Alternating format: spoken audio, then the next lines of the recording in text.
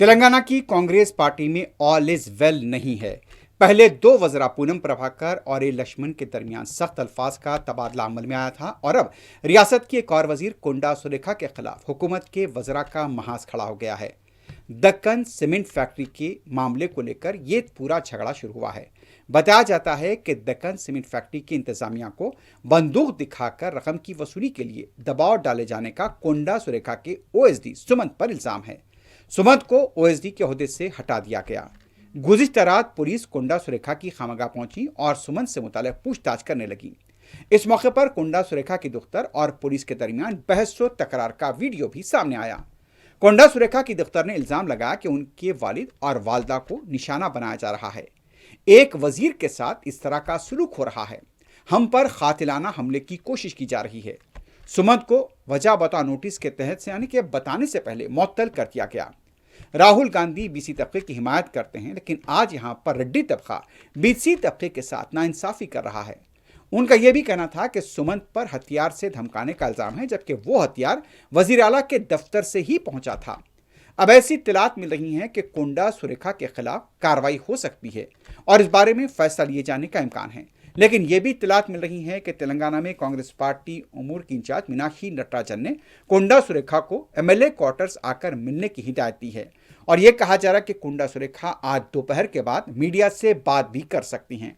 बहरहाल कांग्रेस पार्टी में all is well नजर नहीं आता है और दाखिली इख्तलाफात अब खुलकर सामने आने लगे हैं। सीओ ఆమె నాకు తెలియదు వచ్చిందంటే మా అమ్మని అరెస్ట్ చేయడానికి వచ్చినట్ట అంతేనా?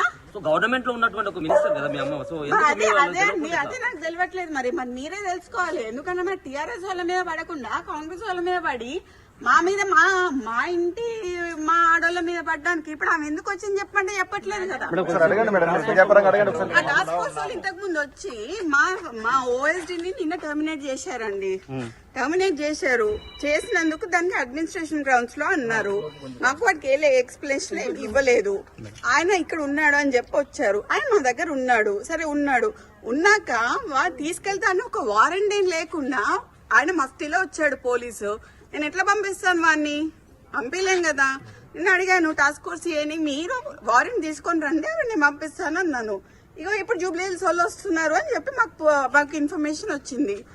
మినిస్టర్ గారు తీసుకెళ్లిపోయారు. ఇప్పుడు వాళ్ళు ఎందుకు వచ్చిందో చెప్పమని చెప్పండి. మేడం, మీరు సుదీర్ఘకాలం మీడియా రాజకీయాల్లో ఉన్నారు, అతను కూడా ఉన్నారు మేడం. అసలు అతని పైన ఆయన రాజకీయాలలో లేరండి. ఆయన ఆరోపణ వాళ్ళు చెప్పాలండి. ఆరోపణ అనేది వాళ్ళు చెప్పాలి. వాడు రాజకీయాలలో లేడు.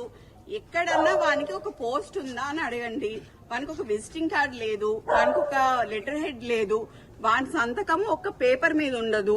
ఏ పేషీకి పోయినా కూడా ఏ పేషీల పేపర్ మీద సుమంత్ అనే సంతకం ఉండదు. సో అయినా కూడా టర్మినేట్ చేసినా కూడా మేమేం మాట్లాడలేదు.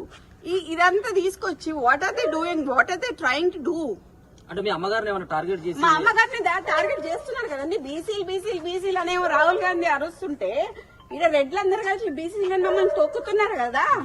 ఇప్పుడు ఎక్స్ట్రాక్షన్ చేసిండ్రు అని మాకు వచ్చిన సమాచారం ప్రకారం ఏంటి అంటే సుమంత్ గారి మీద అభియోగం ఏంటి అంటే ఉత్తమ్ కుమార్ రెడ్డి గారి హుజూర్ నగర్ కాన్స్టిట్యున్సీలో డెక్కన్ సిమెంట్స్ అనేది ఉన్నది. డెక్కన్ సిమెంట్స్ లో ఉన్న ఆయనని మా సుమంత్ ఓఎస్డీ అతను दूसरी तरफ ये इत्तला है कि तेलंगाना के वजीर कोंडा सुरेखा की हनमकुंडे में वाक़ रिहाइशगाह से सिक्योरिटी हटा ली गई है। आज कोंडा सुरेखा की खामगाह के पास आउटपोस्ट नजर नहीं आया, सिक्योरिटी मुलाजमीन भी नहीं थे। अब यह वाज़ेह इशारा मिल रहा है कि कोंडा सुरेखा के खिलाफ तादीबी कार्रवाई हो सकती है।